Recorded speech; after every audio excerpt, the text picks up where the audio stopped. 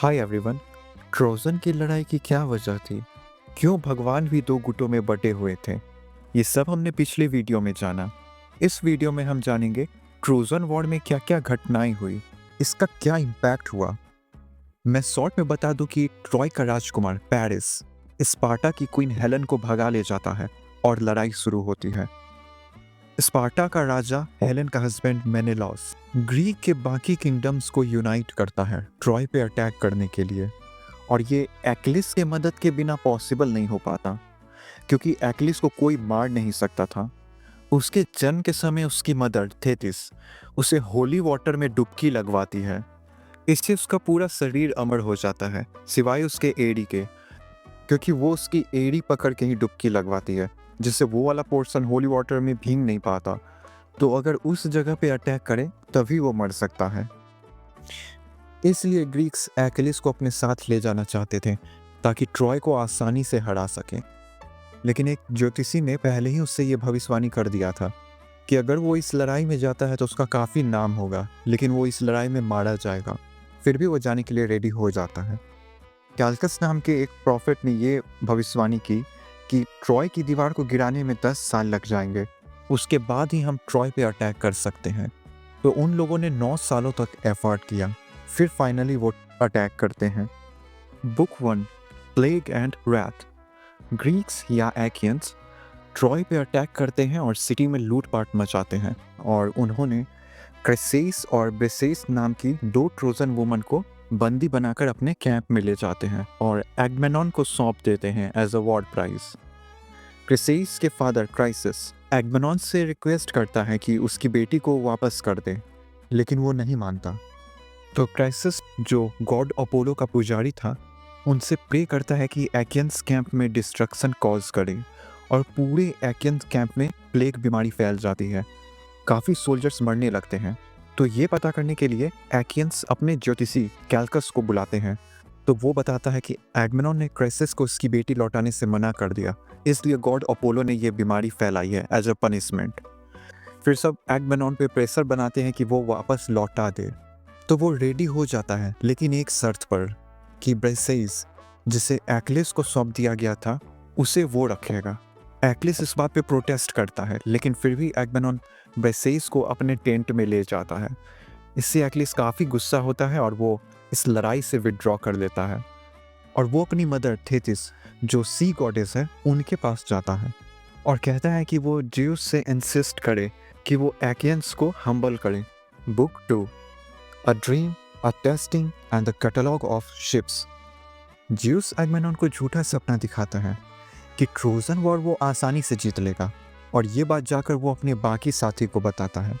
फिर उसके बाद वो अपने सोल्जर्स की वफादारी को टेस्ट करता है, ये कह के कि वो लोग अपने घर वापस लौट सकते हैं। तो सभी सोल्जर्स जो काफ़ी सालों से अपने घर से बाहर रहे, वो लोग खुशी खुशी अपना सामान पैक करने लगते हैं वापस लौटने के लिए। तभी गॉडेस एथेना ओडिसस को याद दिलाती है कि कैल्कस के भविष्यवाणी के अनुसार ट्रॉय की दीवार 10वें साल में पूरी तरह से गिर जाएगी। 9 साल ऑलरेडी उन लोगों ने बिता लिया है, अब वापस लौटना बेवकूफ़ी होगा। नेस्टर फिर से जंग का ऐलान करता है।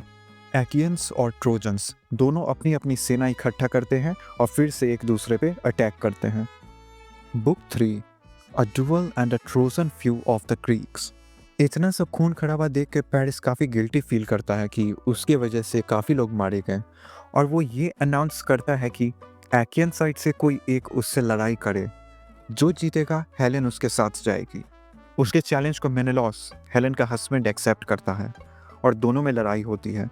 पर लड़ाई के दौरान पेरिस थोड़ा घबरा जाता है और वो एक सोल्जर के पीछे जाके छिप जाता है। तो हेक्टर उससे डांटता है कि राजकुमार होने के नाते उसे अपनी रिस्पॉन्सिबिलिटी नहीं भूलनी चाहिए। अपने इस हरकत पे वो काफ़ी शर्मिंदा होता है। फिर से वो लड़ाई करने आता है। एक तरफ है मेनेलॉस, जो कि एक वॉरियर है, और दूसरी तरफ पेरिस, जो एक लवर है। मेनेलॉस के अटैक से पेरिस को चोट लगती है। तभी goddess of love Aphrodite interfere करती है और पेरिस को बैटलफील्ड से गायब करके उसके रूम में ले जाती है। हेलेन भी ये सोचती है कि उसको शायद मेनेलॉस के पास वापस चले जाना चाहिए। तभी एफ्रोडाइट उसे शांत करती है और उन दोनों को करीब लाने की कोशिश करती है। आफ्टर ऑल उसी ने तो पेरिस को ये आशीर्वाद दिया था कि दुनिया की सबसे खूबसूरत लेडी उसकी वाइफ बनेगी। Book 4 the oath is broken and the battle joined. भगवानों की सभा में ज्यूस एक प्रपोजल रखते हैं कि ये जो 9 सालों तक लड़ाई चली है अब इसे खत्म कर देना चाहिए। लेकिन हेरा और एथेना को इस बात पे ऑब्जेक्शन था। वो पूरे तरह से ट्रॉय का डिस्ट्रक्शन देखना चाहती थी। एथेना पेंट्रोस जो एक ट्रोजन वॉरियर है उसके पास जाती है और उससे उकसाती है कि वो मेनेलॉस को शूट करे। तो वो मेनेलॉस पे तीर चलाता है जिससे मेनेलॉस घायल होता है। अब पेरिस के अनाउंसमेंट के अकॉर्डिंग तो जो जीतेगा हेलेन उसके साथ जाएगी और ये लड़ाई वहीं पर खत्म। लेकिन ट्रोजन की तरफ से फिर से अटैक हो गया। तो अब दोनों गुटों में फिर से लड़ाई भी शुरू हो गई। और कहीं ना कहीं ज्यूस भी यही चाहते थे कि पूरी तरह से किसी एक पार्टी की जीत हो ताकि ये कन्फ्लिक्ट एक बार ही खत्म हो जाए। Book 5 Diomedes heroic. ये जो लड़ाई चल रही है इसमें ड्योमेडस काफ़ी ब्रेव वॉरियर उभर के सामने आता है। एथेना उसे स्पेशल पावर देती है कि वो ये रिकॉग्नाइज कर सके कि बैटलफील्ड में जितने भी लोग प्रेजेंट हैं उनमें से देवी देवता कौन है और इंसान कौन है।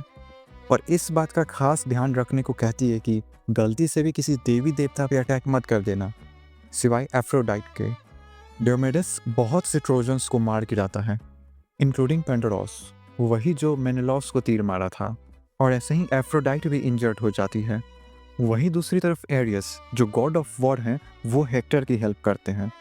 जब हेक्टर ड्योमेडस और उसकी सेना पे भारी पड़ने लगता है तो गॉडेस हेरा और एथेना ड्योमेडस को ये सजेशन देती है कि तुम एरियस को ही घायल कर दो, वही ट्रोजन्स की हेल्प कर रहा है। तो ड्योमेडस के अटैक से एरियस घायल होता है और वो ओलंपस जो देवताओं का निवास स्थल है वहाँ चला जाता है। ज्यूस जो भगवानों के राजा हैं वो सभी देवी देवताओं को ये ऑर्डर देते हैं कि वो बैटलफील्ड से विड्रॉ करे। तो सारे देवी देवता बैटलफील्ड छोड़कर चले जाते हैं। अब सिर्फ इंसान लड़ाई कर रहे होते हैं। इंसानों की लड़ाई में भगवान का इतना ज़्यादा इन्वॉल्वमेंट ग्रीक गॉड्स के एंथ्रोमॉर्फिक नेचर को शो कर रहा है। ये वर्ड एंथ्रोमॉर्फिक याद रखना, इसका मतलब होता है ह्यूमन जैसा नेचर, जैसे प्यार, नफरत, जलन, फेवरेटिज्म। अगला है बुक 6 हेक्टर एंड एंड्रोमेकी। लड़ाई के बीच जब दोनों सेना रेस्ट लेते हैं उस वक्त हेक्टर एक भविष्यवक्ता से मिलता है। उसे ये एडवाइस मिलती है कि एथेना को खुश करने के लिए क्वीन और रॉयल लेडीज उनके टेम्पल जाकर उन्हें कुछ ऑफरिंग दे।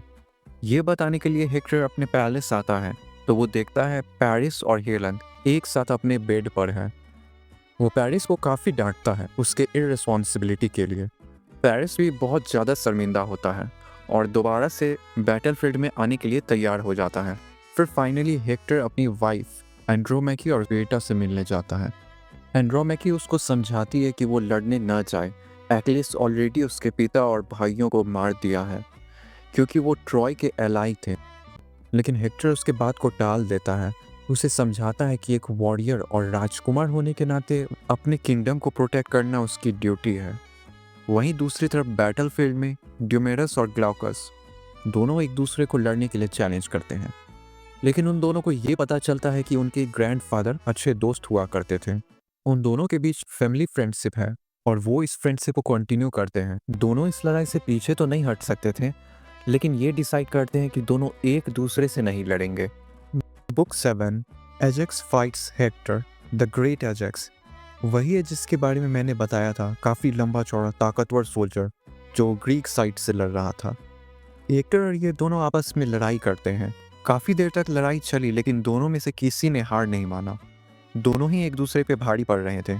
लास्ट में दोनों ने ये लड़ाई ख़त्म करते हुए एक दूसरे को गिफ्ट दिया एज अ टोकन और ये डिसाइड करते हैं कि कुछ दिनों के लिए लड़ाई को पोस्टपोन किया जाए ताकि जो भी मारे गए हैं उन सबका अंतिम संस्कार किया जा सके। और दोनों ही साइड इस चीज़ के लिए एग्री हो जाते हैं।